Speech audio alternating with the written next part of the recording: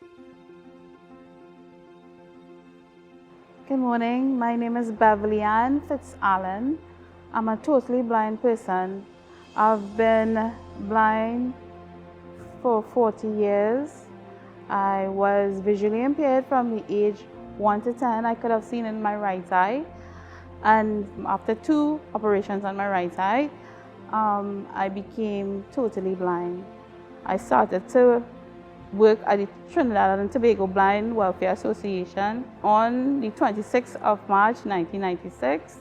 I was hired to teach Braille, which I never had any experience of, but I did know Braille because I used Braille while going to school. So I had this opportunity to teach Braille, teach persons Braille.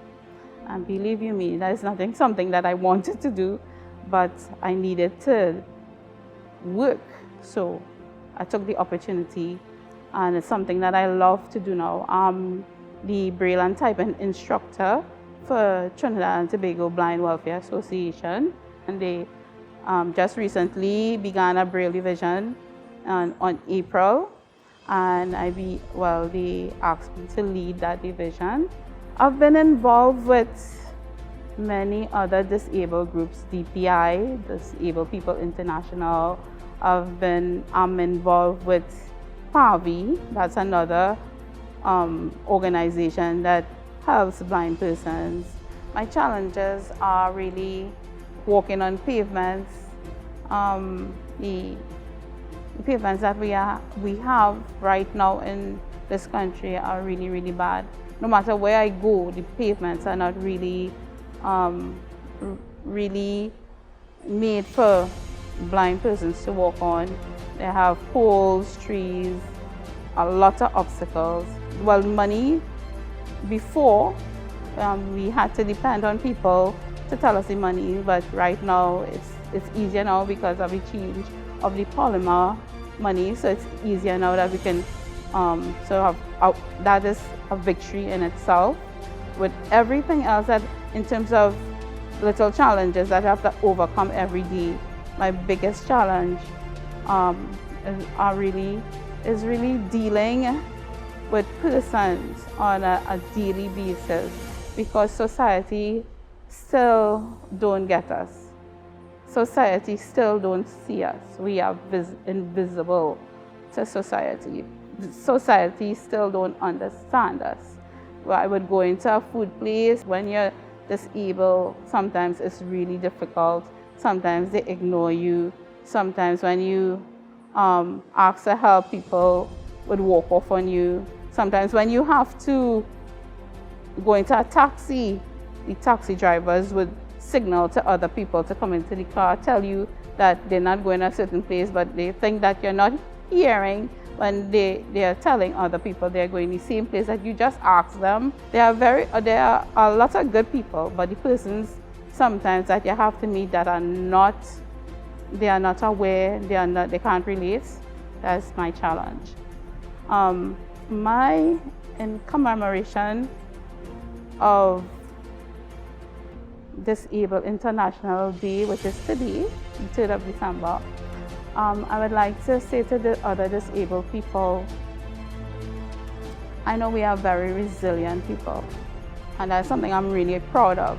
Disabled persons are resilient. We would fall and get up, we would be disappointed and go forward, and we turn things around. We see humor in things that are not so funny, but we are very resilient. And I just want to encourage persons that are disabled, who are now newly disabled, or don't give up on life. Your life is still worth it, right? You're still the same person that you were before. It's just that you have to adjust and learn new methods how to do things, or how to go about your life.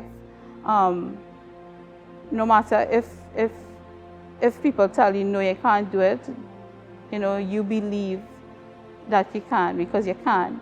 God gave us a purpose. God created us, each one of us, with a purpose, and only when His purpose is fulfilled in us, then we can say, okay, I can relax now.